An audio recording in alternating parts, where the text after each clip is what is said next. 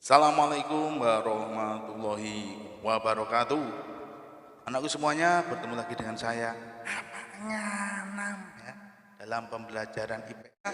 Sebelum kita mulai pembelajaran kali ini, ingat patuhi protokol kesehatan yang sudah diatur oleh pemerintah. 1. Cuci tangan, pakai atau pakai sabun ya. Kedua, jaga jarak ya. Yang ketiga, pakai masker ya, pakai masker. Tentunya anak semuanya, semoga kita semuanya bisa segera melewati pandemi ini dan kita bisa melaksanakan aktivitas normal seperti sedia kala.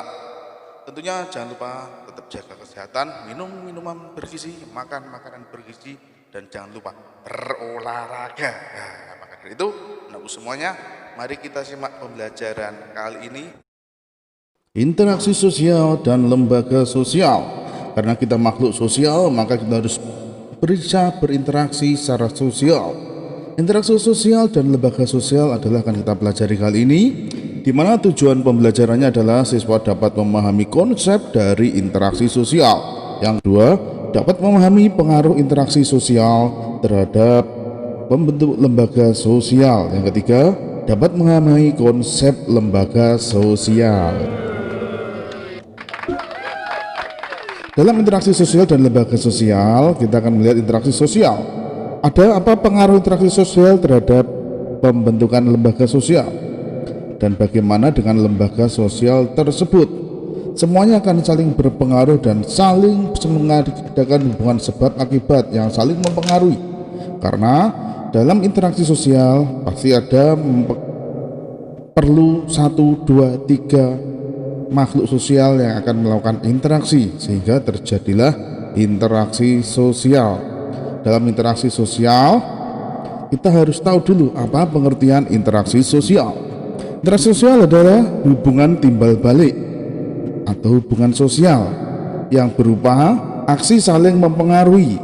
Aksi ini dapat terjadi antar individu dengan individu, individu dengan kelompok, dan kelompok dengan kelompok lainnya. Sehingga ketika kalian berobrolan melakukan aktivitas dengan satu orang, itu sudah termasuk interaksi sosial. Seperti gambar yang kalian simak saat ini, terjadi kegiatan inilah yang disebut sebagai interaksi sosial. Guru mengajar dengan siswa, yaitu individu dengan kelompok. Seperti yang ada di gambar 1, 2, 3, dan 4 itu adalah aktivitas kegiatan belajar mengajar di sekolah, di mana itu adalah aktivitas interaksi sosial antara individu dengan kelompok. Individunya adalah guru, kelompoknya adalah siswa. Berikut adalah ahli Suryono Sukamto. Interaksi sosial adalah didasarkan berbagai faktor, antara lain faktor imitasi, sugesti, identifikasi, simpati, dan empati. Ada banyak faktor yang dikatakan oleh Profesor Suryono Sukamto tadi: imitasi, identifikasi, sugesti, simpati, dan empati. Tentunya kita juga harus tahu apa maksud dari istilah-istilah yang diucapkan oleh beliau. Tentunya bukan hanya kata-kata biasa, namun dari kata-kata tersebut adalah kata-kata sosial dalam makhluk sosial berinteraksi, di mana imitasi seperti halnya meniru, melihat, mengidentifikasi bisa diartikan mengamati juga. Nanti bisa kita lebih jelaskan secara detail arti dari semuanya. Karena pengaruh-pengaruh 5 sifat aktivitas manusia tersebut, maka terbentuklah suatu interaksi sosial, yang mana dari interaksi sosial tersebut pastilah antara individu dengan individu, dan mulai terjadi perkembangan entah individu dengan kelompok atau dengan kelompok dengan kelompok. Kelima faktor ini harus diingat dan harus kalian ingat terus bahwasanya faktor yang mempengaruhi interaksi sosial adalah imitasi, identifikasi, sugesti, simpati, dan empati. Semuanya adalah sifat dasar manusia. Kita memiliki sifat simpati, kita memiliki sifat rasa empati terhadap sesama manusia. Ketika ada seorang pengemis, kenapa pengemis di jalan raya harus menampilkan sosok yang kasihan? Supaya orang yang dimintai memberikan uangnya atau memberikan hartanya. Itu adalah contoh interaksi. Ya, selanjutnya syarat-syarat terjadinya interaksi sosial. Pertama adalah adanya kontak sosial, di mana kontak sosial adalah hubungan antar satu orang atau lebih dengan orang lain melalui komunikasi tentang maksud dan tujuan masing-masing dalam kehidupan masyarakat.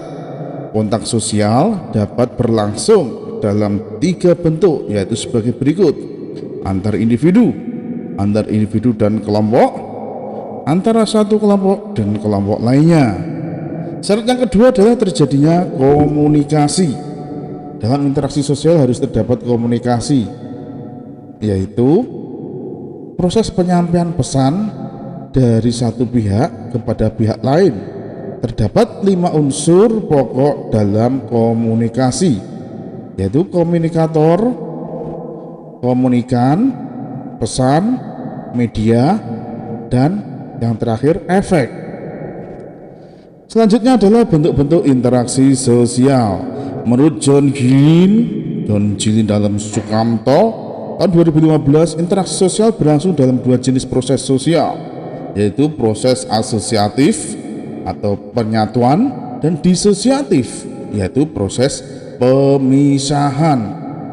Keduanya tadi termasuk adalah bentuk-bentuk dalam interaksi sosial. Kemudian proses asosiatif itu adalah penyatuan. Ada kerjasama, ada akomodasi, ada asimilasi, dan ada akulturasi.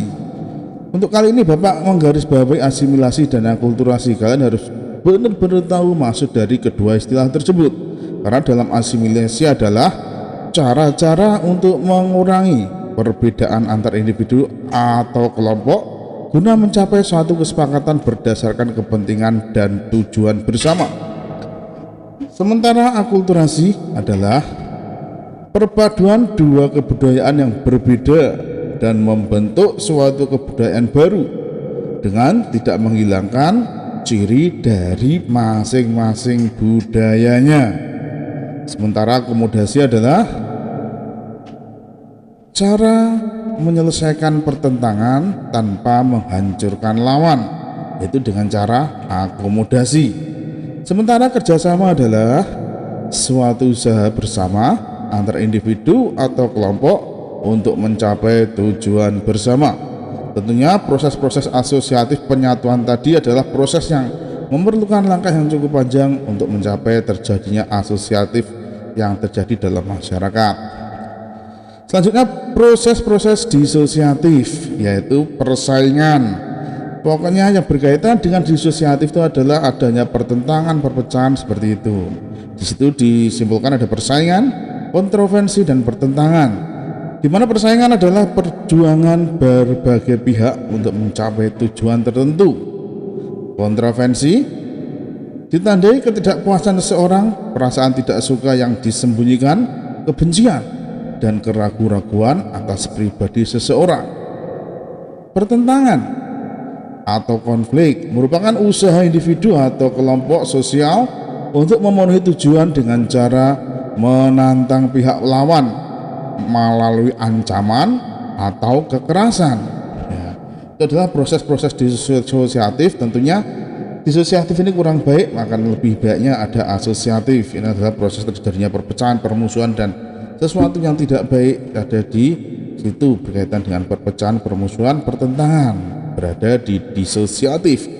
Maka dari itu kita seharusnya bisa menjauhi adanya proses-proses disosiatif dalam hal menuju keburukan, tapi disosiatif dalam hal menuju yang baik, insya Allah tidak apa-apa. Lupa memangnya ada proses disosiatif hal yang baik? Tentunya ada.